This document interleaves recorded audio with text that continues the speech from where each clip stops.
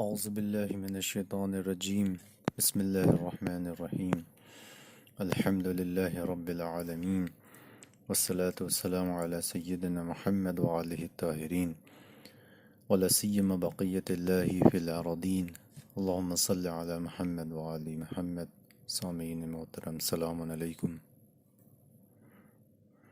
ہمارا جو پچھلا درس تھا اس میں ہم نے خدا کی یگانگی یعنی خدا کا ایک ہونے کی دلیل بتائی، اور ہم نے ثابت کیا کہ خداوند متعال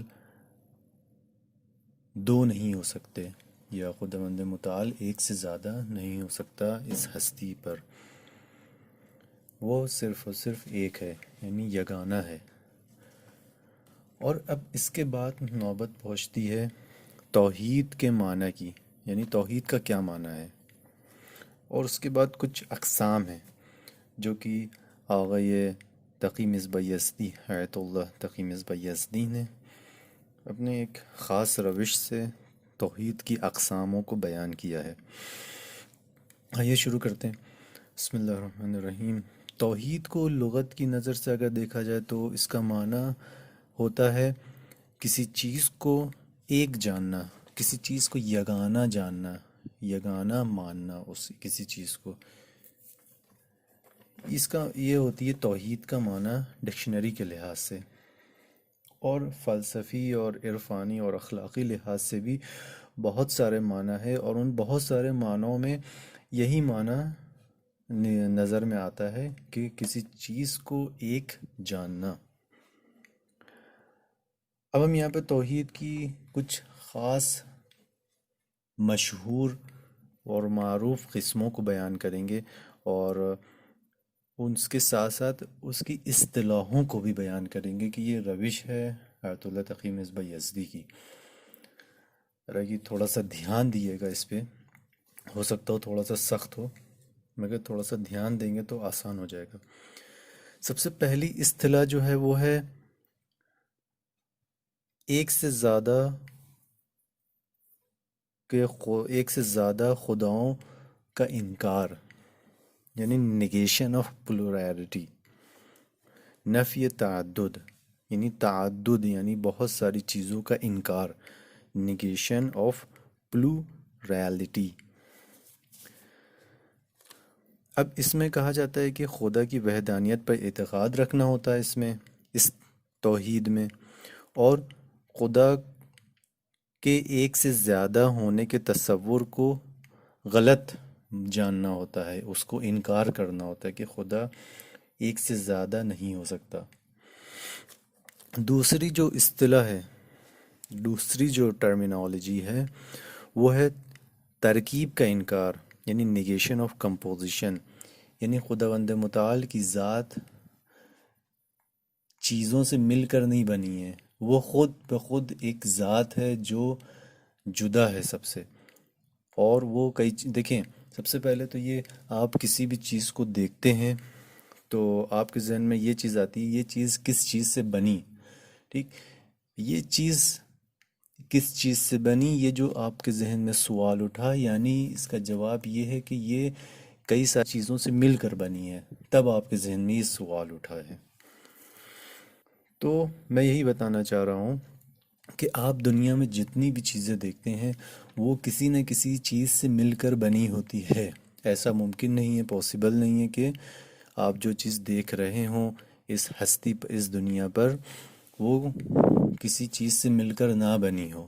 ٹھیک، تو اب یہ قاعدہ، یہ رول خداوند متعال کی ذات میں نہیں پایا جاتا. یعنی اس کی ذات بنی ہوتی ہے، بنی ہے، وجود رکھتی ہے، مگر کسی چیز سے مل کر بنی نہیں ہوتی.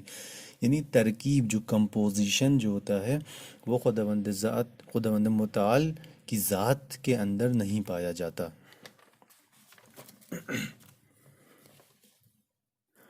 اور اس چیز کو بولتے ہیں بسیط، یعنی کسی چیز، یعنی خداوند متعال کی ذات کسی بھی چیز سے مل کر نہیں بنی ہے، اس کو بولتے ہیں بسیط، یعنی سبٹل. آپ اگر ڈکشنری میں ٹائپ کریں گے سبٹل SUBTLE، تو آپ کو آسانی سے لکھ کے آ جائے گا کہ سبٹل کا مطلب کیا ہوتا ہے۔ سبٹل یعنی وداؤٹ اینی کمپوزیشن، یعنی کسی بھی ترکیب کے بغیر کسی چیز کا ہونا، کسی چیز کا بننا، اس کو بولتے ہیں بسیط۔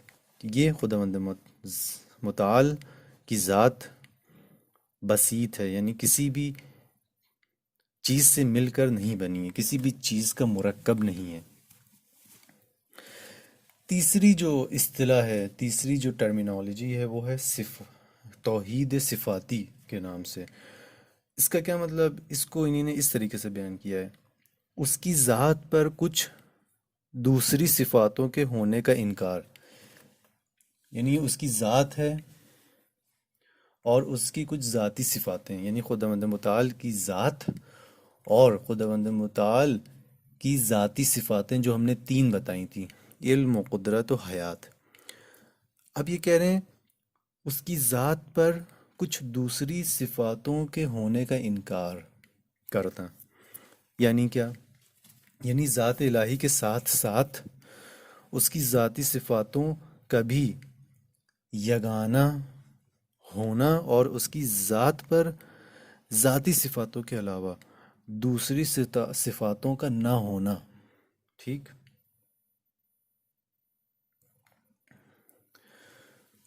دیکھیں، خداوند متعال کی ذات ہے ایک، ٹھیک، اور اب اس کی ذاتی صفاتیں ہیں کچھ: علم و قدرت و حیات۔ یہ دونوں چیزیں ایک ہی ہیں، آپ ان دونوں چیزوں کو الگ الگ نہ سمجھیں، یعنی دونوں آئیڈینٹیکل ہیں ایک دوسرے کے، یعنی ذاتی صفاتیں نہ ہوں تو اس کی ذات نہیں ہوگی، اگر ذات نہ ہو تو اس کی ذاتی صفاتیں نہیں ہوں گی، یعنی دونوں ایک ہی چیز ہیں۔ بٹ یہاں پہ ہم نے ٹرمز الگ الگ کر کے بیان کیے ہیں سمجھانے کے لیے، یعنی اس ذات الہی ایک، اس کی ایک ذات ہے خداوند متعال کی، اور اس کی کچھ ذاتی خوبیاں ہیں، ذاتی صفاتیں ہیں، جیسے علم و قدرت و حیات۔ یہ ذاتی خوبیاں، ذاتی صفاتیں اس کی اور اس کی ذات خود دونوں ایک ہی چیز ہیں۔ مثال کے طور پر علی علیہ السلام اور ان کی شجاعت، ٹھیک، مثال دے رہا ہوں۔ دیکھیں، علی علیہ السلام یہ ذات ہے، ان کا وجود ایک ذات ہے۔ ان کی خوبی کیا ہے؟ شجاعت، علم۔ علم کو فرض کر لیں آپ، ان کی خوبی کیا ہے، ان کی صفت کیا ہے؟ علم ہونا، ان کا علم کا ہونا۔ تو دیکھیں، یہ دونوں ایک دوسرے کی آئیڈینٹیکل ہیں، یعنی اگر علم نہ ہو تو علی کی ذات نہیں ہوگی، اگر علی نہ ہو تو علم نہیں ہوگا۔ تو یہ دونوں ایک دوسرے کے آئیڈینٹیکل ہیں کہ دونوں ایک دوسرے کے اوپر ڈپینڈ کرتی ہیں، یہ نہ ہو تو وہ نہیں ہوگا، وہ نہ ہو تو یہ نہیں ہوگا۔ ایسے ہی بتانا چاہ رہے ہیں کہ ذات الہی کے ساتھ ساتھ اس کی ذاتی صفاتیں بھی ایک ہیں، یعنی کیونکہ دیکھیں ہم نے بتایا کہ ذات الہی جو ہے وہ یگانہ ہے، ایک ہے۔ تو جب ذات الہی اور اس کی ذاتی صفاتیں دونوں ایک ہی چیز ہیں، تو جب ذات الہی ایک ہم نے ثابت کی کہ ایک ہیں، دو نہیں ہو سکتی، تو ایسے ہی اس کی صفاتی ذاتیں بھی ایک ہی ہیں، دو نہیں ہو سکتی۔ ٹھیک؟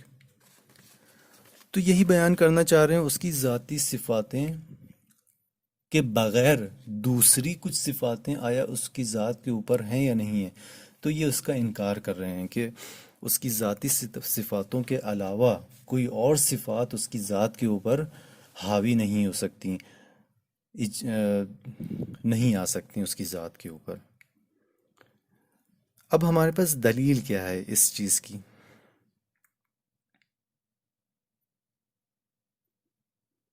کہ خداوند متعال کی جو ذاتی صفاتیں ہیں وہ اس کی ذات ہی ہے، یعنی آئیڈینٹیکل ہیں دونوں ایک دوسرے کی۔ یہ دلیل کیا ہے؟ تو اس کو ثابت کرنے کے لیے ہم ایک عقلی دلیل لاتے ہیں۔ عقل کے لحاظ سے اگر دیکھیں تو ہم یہ کہیں گے کہ ایک ذات کو اور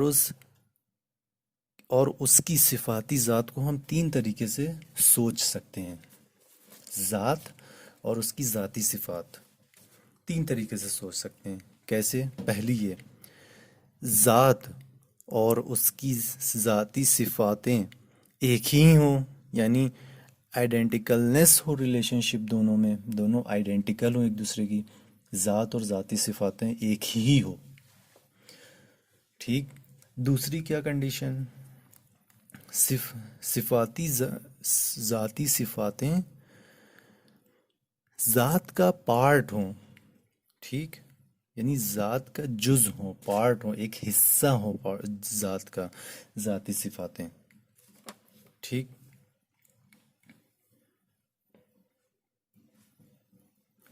تیسرا، ذاتی صفاتیں ذات کے اوپر ایجاد ہوئی ہوں، یعنی ایکسیڈنٹل کیس ہو یہاں پر، یعنی ذات ہو اور ایک ذات کی خوبی ہو۔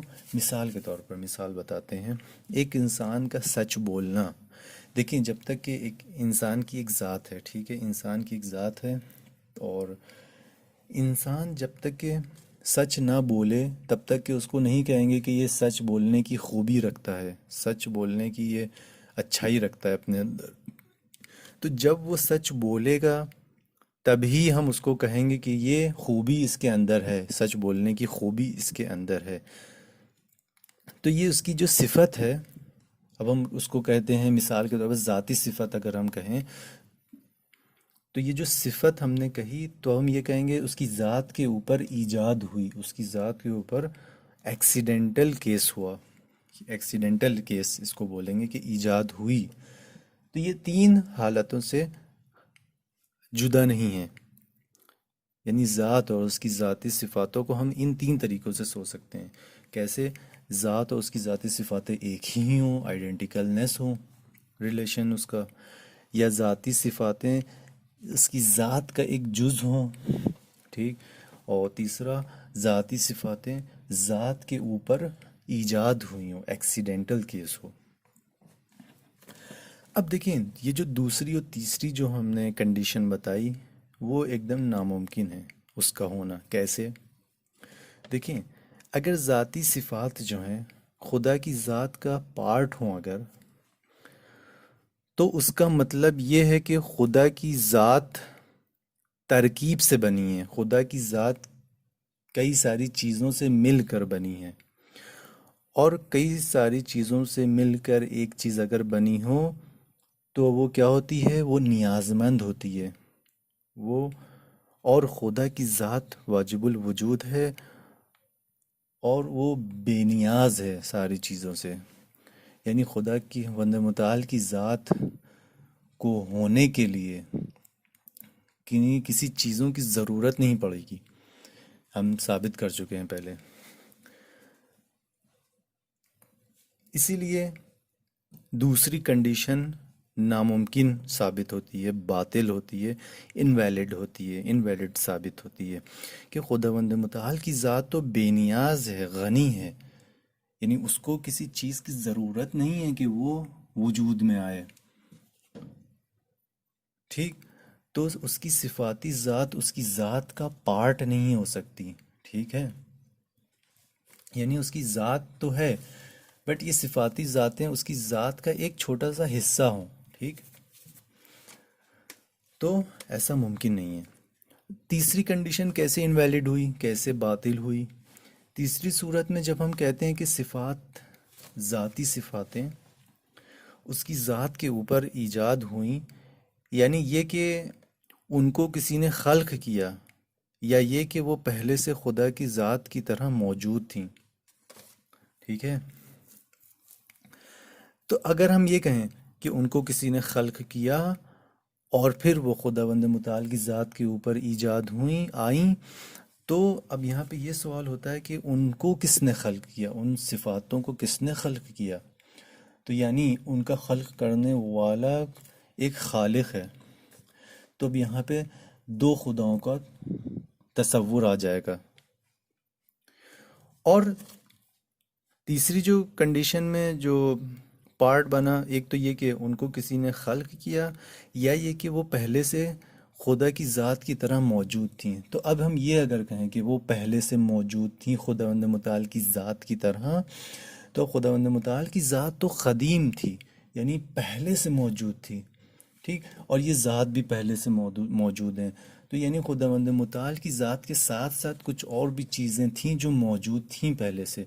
تو یعنی خداوند متعال یگانہ نہیں ہوا، ایک نہیں ہوا، بہت ساری چیزیں اس کے ساتھ ساتھ تھیں. تو اب یہاں پہ بھی اشکال ہوگا کہ وہ ایک نہیں ہے، بہت ساری چیزیں تھیں اس کے ساتھ ساتھ. تو یہاں پہ بھی یہ اشکال ہے. کیوں؟ کیونکہ خداوند متعال کی ذات کو ہم نے ثابت کیا کہ وہ ایک ہی ہے، دو نہیں ہو سکتی. وہ قدیم ہے، یعنی وہ پہلا ہے اور آخر وہی ہے. اس وجہ سے ہم اس کو غلط مانتے ہیں، اس تیسری کنڈیشن کو. اب جو چوتھی جو ہماری توحید کی جو قسم ہے اس کو بولیں گے افعالی توحید. توحید در افعال، یعنی افعالی توحید. یہ چوتھی اصطلاح ہے توحید کی. یعنی خدا اپنے کسی کام کو انجام دینے کے لیے کسی پر اور کسی بھی چیز پر ڈپینڈ نہیں ہے. یعنی اگر خدا چاہے کسی چیز کو، کسی کام کو انجام دے، وہ کسی کے اوپر ڈپینڈ نہیں ہے، کسی چیز کے اوپر ڈپینڈ نہیں ہے. اور کوئی بھی شے اس کی کوئی بھی مدد نہیں کر سکتی. اس کو بولتے ہیں افعالی توحید. افعال کا کیا مطلب ہے؟ افعال یعنی کام، یعنی ورک. دوسرے لفظوں میں کوئی بھی کچھ بھی رکھتا ہے، یعنی کوئی بھی شے کچھ بھی پازیس کرتی ہے، رکھتی ہے، وہ سب کچھ اس کا اسی خداوند متعال کی ذات کا دیا ہوا ہے، اور سب کچھ اس کی قدرت اور ملکیت کے دائرے میں آتا ہے. اور یہ سب جو آپ دوسری قدرتیں دیکھتے ہیں اپنی آنکھوں کے سامنے، وہ سب اس خداوند متعال کی قدرت کا عطا کیا ہوا ہے.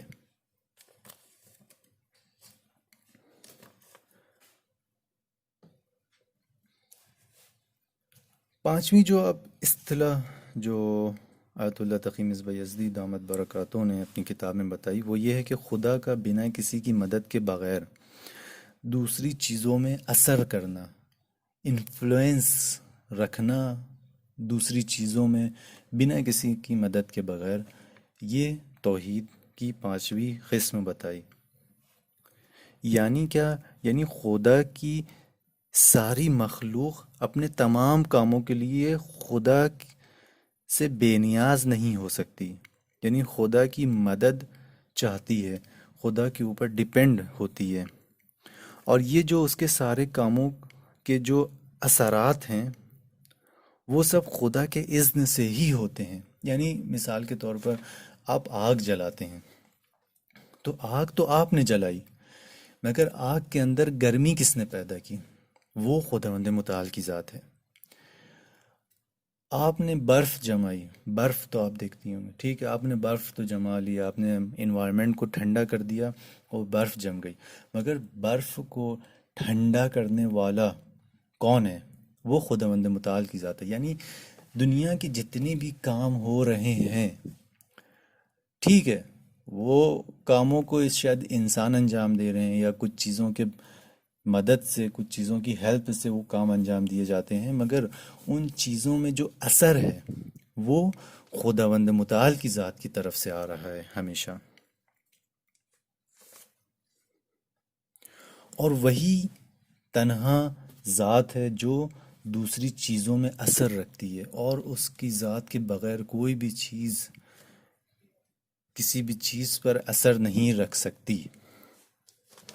کیوں؟ کیونکہ وہی خلق کرنے والا ہے، وہی ساری چیزوں کے اوپر قدرت رکھتا ہے.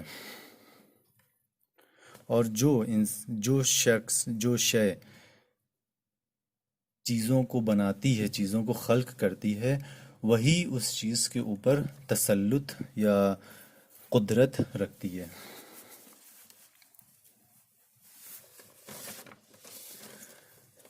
اب اگر ہم کہیں مثال کے طور پر کہ یہ جو معصومین ہیں علیہ السلام، تو اب یہ تو بھائی زندہ بھی کرتے ہیں اور مارتے بھی ہیں، اور ان کے پاس قوت ہیں، قدرت ہیں ان ساری چیزوں کی۔ اور اگر یہ ہم اشکال کریں، پیغمبران جتنے بھی آئے اس دنیا پر، پیغمبر اور معصومین، ان کے اندر یہ ساری قوتیں تھیں، تو اب ہم یہ کیسے ثابت کریں گے کہ خداوند متعال کی ذات ان کے پیچھے ہے؟ دیکھیں، سب سے پہلے تو یہ ٹھیک ہے، ان کے اندر کرامات معجزے تھے، یا معصومین کے اندر ہیں کرامات و معجزے، دیکھیں،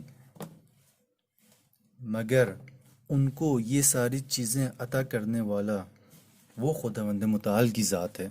یعنی ایک سسٹمیٹک وے ہے کہ خداوند متعال نے کچھ ذاتوں کے اوپر یا کچھ انسانوں کے اوپر اپنے فضل، اپنی بخشش عطا کی، کہ وہ خدا کی راہ میں دین کے لیے، لوگوں کو ہدایت کے لیے، لوگوں کی ہدایت کے لیے وہ ان فضل و بخشش کو استعمال کر کے خدا کی راہ کی طرف انسان کو ہدایت کر سکیں۔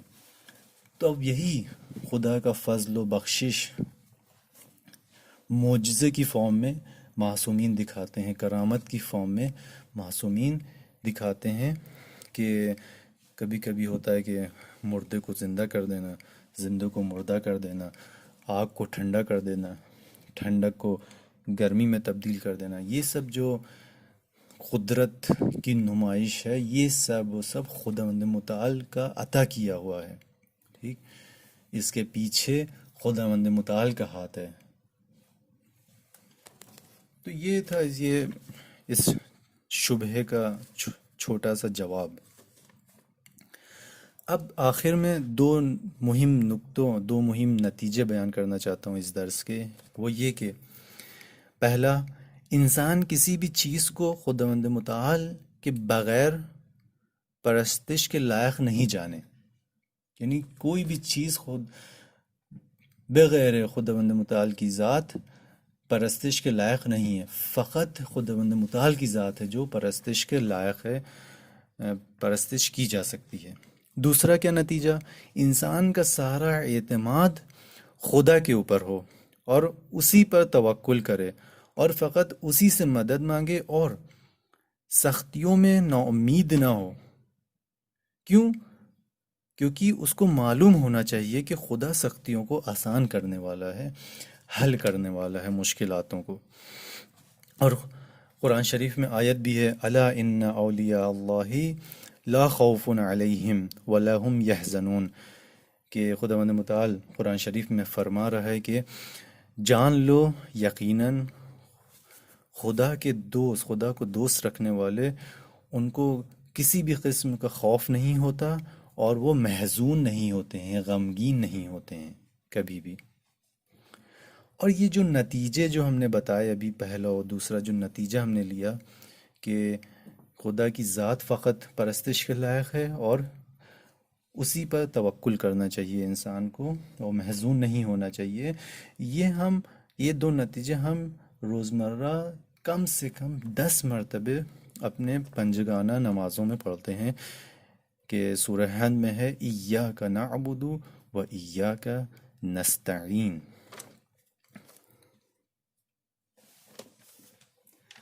اب اس کے بعد عزیزوں، جبر اور اختیار کی بحث آتی ہے، کہ وہ بہت چھوٹی سی بحث ہے، اس کو جلدی سے دیکھ لیتے ہیں۔ دیکھیں، اب جو ہم نے پہلے پڑھا، خدا کا بنا کسی دوسری مدد کے دوسری چیزوں میں اثر رکھنا، یعنی خداوند متعال کی ساتھ دوسری چیزوں میں اثر رکھتی ہے بنا کسی مدد کے بغیر، بہت ہی اہم تعلیم ہے، اور انسان کے مرتبوں کو اوپر لے جانے کے لیے بہت ضروری اہم ہے۔ یہ جو چیز تھی کہ خدا کا بنا کسی دوسروں کی مدد لیے ہوئے دوسری چیزوں میں اثر رکھنا، یہ ایک بہت اہم انسان کے لیے تعلیم کا مرحلہ ہے، اور انسان کے مرتبوں کو اوپر لے جانے کے لیے بہت ضروری، بہت اہم تعلیم ہے۔ اور اس کو صحیح سمجھنے کے لیے دو چیزوں کا لازمی ہونا ہے۔ اس چیز کو صحیح سمجھنے کے لیے سب سے پہلے تو یہ فکر اور عقل کو بہت زیادہ کرنا ہوگا انسان کو، یعنی اپنی فکر کو، مراحل کو اونچا لے جانا ہوگا، اس کو ڈیولپ کرنا ہوگا، انسان اپنی فکر کو ڈیولپ کرے۔ دوسری کیا چیز؟ دوسری یہ کہ اس کو صحیح بیان کرنا ہوگا، یعنی اس چیز کو، یعنی جو توحید ہم نے پڑھی کہ خدا دوسری چیزوں میں اثر رکھتا ہے، اس چیز کو صحیح بیان کرنا ہوگا، اور صحیح بیان کرنے سے پہلے انسان اپنی فکر کو ڈیولپ کرے، یعنی کم فکری کی حالت سے انسان باہر آئے۔ اب وہ لوگ جو فکر کے لحاظ سے منحرف ہیں، یعنی غلط سوچتے ہیں، غلط سمجھتے ہیں، چیزوں کو صحیح نہیں سمجھ پاتے، وہ لوگ معصومین کی احادیث اور آیات کو صحیح استعمال نہیں کر پاتے، اور چیزوں کو غلط سمجھ کر صحیح بیان نہیں کر پاتے۔ اس لیے بہت سارے شبہے دین میں کھڑے ہو جاتے ہیں اور لوگ منحرف ہونے لگتے ہیں۔ مثال کے طور پر اگر ہم مثال لیں انسانوں کے اعمالوں کی، یعنی انسان جو جو کام ہر روز انجام دیتا ہے اس کی، تو اب دیکھیں کچھ لوگ دین کی شروعات سے، دین اسلام کی شروعات سے کچھ لوگ اس کے قائل ہوئے۔ بہت اسلام میں تو آپ کو معلوم ہے 72 فرقے ہیں، اور ان میں سے کچھ فرقوں کا یہ ماننا ہے کہ انسان جتنے بھی کام انجام دیتا ہے وہ خدا کے ہاتھ میں ہے، یعنی انسان کا گناہ انجام دینا خدا کے ہاتھ میں، انسان کا اچھے کاموں کو انجام دینا خدا کے ہاتھ میں ہے۔ یعنی ابو لہب نے جو کام کیے اور وہ جہنم کے لیے بنا، وہ خدا نے بنایا، اور حضرت حمزہ علیہ السلام نے جو اچھے کام کیے اور ان کو بہشت یعنی جنت کے لیے بنایا گیا۔ یعنی انسان جو جو بھی کام کرتا ہے، اچھے برے خراب، وہ سب خدا کرتا ہے، انسان کا کوئی بھی اختیار نہیں ہے اپنے کاموں کے اوپر۔ اس کو بولتے ہیں جبر، اس کو بولتے ہیں زبردستی، یعنی خدا زبردستی کرواتا ہے ان سے کام۔ یعنی انسان is just like a robot. مثال کے طور پر روبوٹ کو لیں، روبوٹ کو آپ بنائیں، آپ ریموٹ کنٹرول سے اس سے سارے کام کروائیں، ٹھیک؟ تو اب جو دیکھے گا وہ کہے گا کہ یہ تو آپ جبر کر رہے ہیں، یعنی زبردستی ہے کہ روبوٹ یہاں جا رہا ہے یا وہاں جا رہا ہے، یا کوئی چیز کھا رہا ہے، کوئی چیز پی رہا ہے، یا اٹھ رہا ہے، بیٹھ رہا ہے، تو یہ آپ کر رہے ہیں، نہ کہ روبوٹ۔ کیوں کیوں کیوں کیونکہ ریموٹ کنٹرول آپ کے ہاتھ میں ہے۔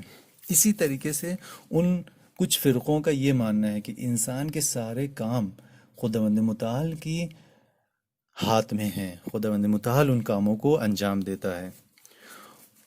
اور کچھ فرقے ایسے ہیں اس کے جسٹ اپوزٹ ہیں، اس کے جسٹ الٹا ہیں۔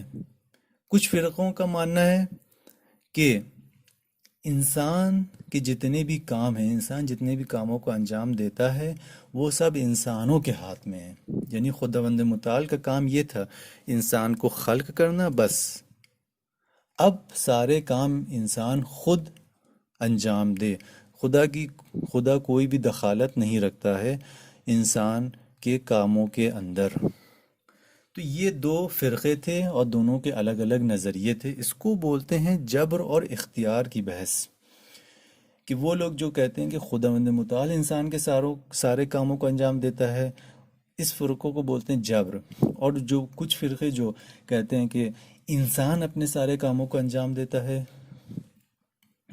انسان کو پورا اختیار ہے، پورا ارادہ ہے سارے کاموں کو انجام دینے کا، تو اس کو بولتے ہیں اختیار، جبر اور اختیار کی بحث۔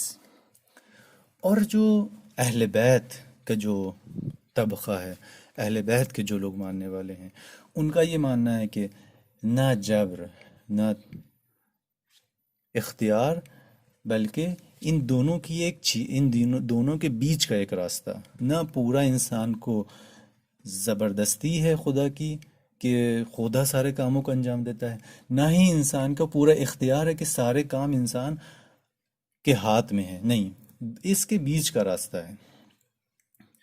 کیسے؟ کہ خداوند متعال نے خلق کرنے کا کام اپنے ہاتھ میں رکھا ہے، یہ انسان کے ہاتھ میں نہیں ہے۔ اب انسان کو اختیار دینا یہ بھی خداوند متعال کے ہاتھ میں ہے، یعنی انسان کو اختیار دینا یہ انسان کے ہاتھ میں نہیں ہے، یہ خداوند متعال کے ہاتھ میں۔ یہاں تک کہ تو جبر چل رہا ہے، یہاں تک کہ تو زبردستی چل رہی ہے، حالانکہ یہ کلمہ صحیح نہیں ہے زبردستی، مگر سمجھانے کے لیے کہ یہاں پہ انسان اپنا دخالت نہیں لا سکتا، یعنی انسان خود کو پیدا کرنا اور اپنے آپ کو اختیار دینا یہ انسان کے ہاتھ میں نہیں، یہ صرف اور صرف خداوند متعال کے ہاتھ میں ہے کہ انسان کو خلق کرے اور انسان کو اختیار عطا کرے کہ تم یہ کام کر سکتے ہو اور نہیں بھی کر سکتے ہو۔ اب اس کے بعد کے جو مراحل ہیں یہ انسان کے ہاتھ میں ہے، ٹھیک، کہ خداوند متعال نے تو اختیار عطا کر دیا ایک کام کو انجام دینے کا اور انجام نہیں دینے کا، اب انسان کے ہاتھ میں ہے، اختیار ہے کہ اب اس کام کو انجام دے یا نہ دے۔ خداوند متعال نے شریعت بھیجی پیغمبروں کے ذریعے کہ کون کون سے کام انجام دینے ہیں اور کون کون سے کام انجام نہیں دینے ہیں، ٹھیک۔ اب انسان کے ہاتھ میں ہے کہ خداوند متعال کی اطاعت کرتا ہے یا نہیں کرتا ہے۔ اختیار دینے کا ہدف یہی تھا کہ انسان کے مرتبوں کو اوپر لے آنا، یعنی انسان کو تکامل تک کے پہنچانا، انسان کو رشد دینا، انسان کے مرحلوں کو، انسان کو جزا دینا، انسان کو نعمتوں سے نوازنا۔ کیوں؟ کیونکہ جب تک کہ کسی چیز کو اختیار نہ ہو ایک کام کو انجام دینے کا یا انجام نہیں دینے کا، تب تک کہ ہم اس سے سوال نہیں کر سکتے۔ مثال کے طور پر ایک روبوٹ ہے، ہم اپنے ہاتھ سے اس کو چلا رہے ہیں، روبوٹ کو ریموٹ کنٹرول کے تھرو، تو اب ہم اس روبوٹ سے سوال نہیں کر سکتے کہ تم نے یہ کام کیوں کیا۔ کیوں؟ کیونکہ ہم روبوٹ کنٹرول میرے ہاتھ میں تھا، ہم اس کو حق نہیں رکھتے ہیں کہ ہم اس روبوٹ سے سوال کر سکیں۔ تو یہی چیز تھی کہ اختیار دینے کا ہدف یہی تھا کہ روز قیامت حساب و کتاب کرنا اور انسان کے مرتبوں کو بلند کرنا، اوپر لے آنا خداوند متعال کی ذات کی طرف۔ وصلی اللہ علی سیدنا محمد وآلہ الطاہرین۔